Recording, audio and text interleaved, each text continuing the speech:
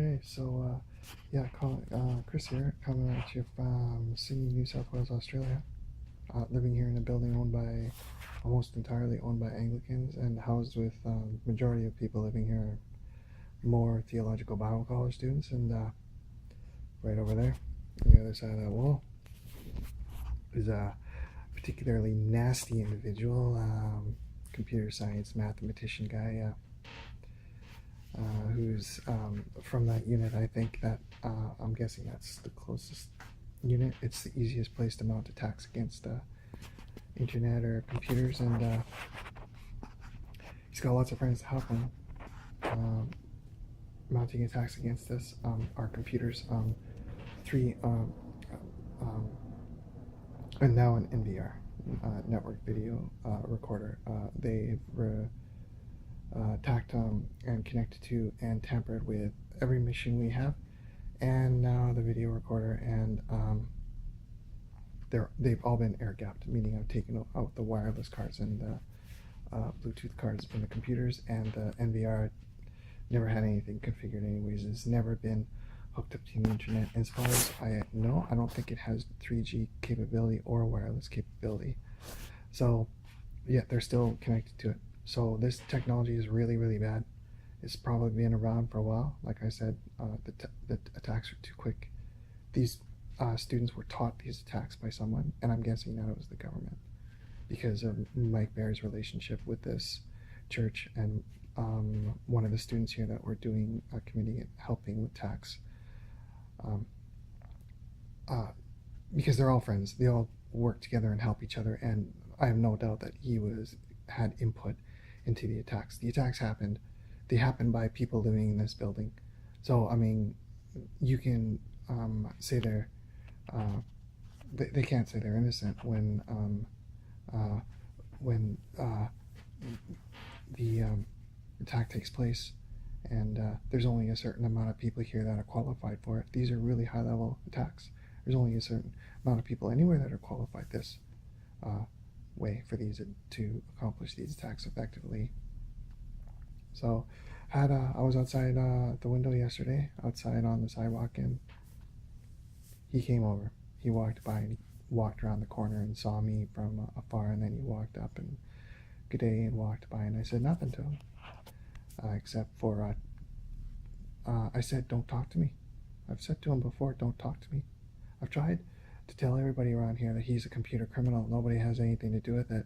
He sits there and chuckles and laughs in your face, grins as he walks by like he's a saint and untouchable, and instigates and tries to get you angry and aggressive. And all his friends do that too, and they've done it since I moved here. So I caught them in lots of computer crimes.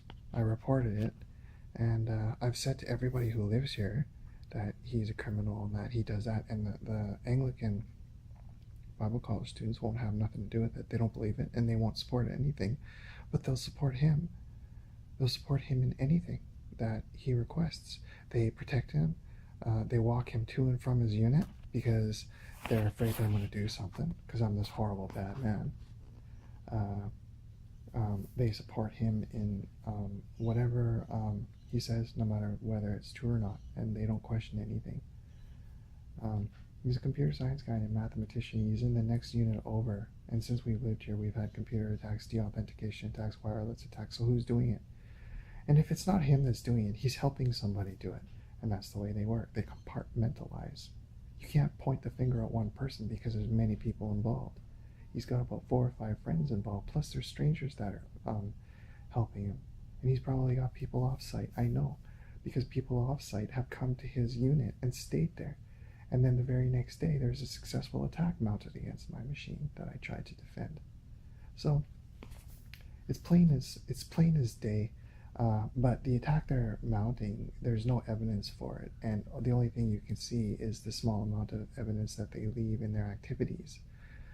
But it happens underneath the operating system, like Patrick Stewin's IAMT attack. He's a Berlin engineer, and he did some studies on malware, direct memory access attacks, and Intel Advanced Management Technology attacks and management engine attacks. So, I mean, these attacks were on Intel machines, AMD machines, and an old PowerPC machine. So this is an evolution, and this is new. I'm certain that it's supported by the government, and I'm certain that it's going to be used by the government. So, see, he's creaking on the stairs right now, and that might be his wife, because his wife supports him too, and she backs him up and covers his ass. And that's what they do. You can't talk to them, because if you talk to them, they'll deny it.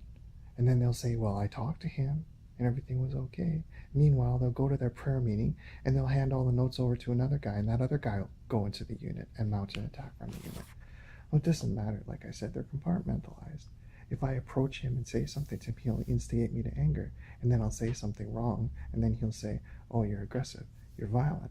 It's complete manipulation, complete social engineering. It's complete fallacy, and it's wrong, and it's immoral, but it doesn't matter because they justify everything with their twisted ethics and their twisted morality. It's not moral on the social sense, but they don't live in society. They have a subculture. They live in a subculture within society. So they have their own rules, they play by their own rules, they play by their own ethics, and they don't even really follow the Bible, because if Jesus would turn over his grave, if he had one, and if he saw what they were doing. So they're sneak thieves. They support each other no matter what. You can't reason with them. They have a twisted set of ethics.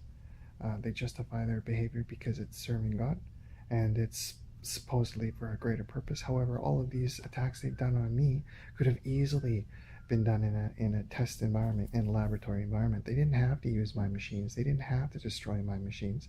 They didn't have to attack the machines. They did it because they wanted to impair. They wanted to punish. They wanted to break. They wanted to intimidate. They wanted to threaten. They wanted us to be gone since, because in my opinion, all the evidence states, not just in my opinion, but evidence states, that the church wants to own this whole building, and this unit is the easiest target. So we moved in from day one. We were targeted. They wanted the unit. They harassed us. They harassed us with vandalism on the car. They harassed us with computers. Like I said, you can't talk to them. If I were to sit down and talk to them, it wouldn't matter anyways, because the next day somebody else would be visiting him, a prayer meeting, and the computers would be attacked, or someone would stay overnight for a brotherly meeting or a Bundschaft session, and they'd be, collaborating, conspiring, conniving, and all the while covering everything up. So it's obvious to me that he's got no interest in serving in a ministry or serving, teachings of Jesus or anybody. And it's obvious to me that he's completely self-involved, and many other people here are exactly the same way. They're blind as bats, and they need an enemy. They need an enemy. If they don't have an enemy, they'll create an enemy. They'll find some monster, some witch to burn, some, monster to chase after. So, I mean, it's unfortunate, but this is the environment here, and I don't see it getting any better. It's going to get worse, I think, before it gets better, and that's the way they are. So it's not just Muslims. It's not just foreigners. Well, I'm a foreigner, but there's a certain elite group in Australia, and they want it to stay that way. They want all the power, and they have tools that can give them all the power. Sorry about the flick there. I nearly dropped the phone. That's all I have is a phone, by the way. I don't have a computer, so sorry about that. Bad editing and stuff. So just be aware that just because someone says they're a Christian doesn't mean they're good, and just because someone says they're going to Bible college doesn't mean they have credentials. And if someone flashes you, yeah, well, I went to Bible college, I went to more theological Bible college, it doesn't mean diddly, because there are some of the worst people here that I've ever met in all my life. They don't judge they don't judge on credit and quality. They judge on what people tell them to do. They judge what their master tells them to do, what the more theological Bible college tells them to do, or the Bible college property manager tells them to do. So it's brainwashing, whitewashing, as far as I'm concerned, cult mentality, Nazism, all rolled up into one in a nice little tight blanket that hides underneath the canopy of the Anglican Church. So beware of this attack. It's really bad, and beware of people that say they're Christians and go to Bible college, but don't have any interest except for studying their own interest. Okay, have a good day and be careful out there. Don't drive with your telephone on.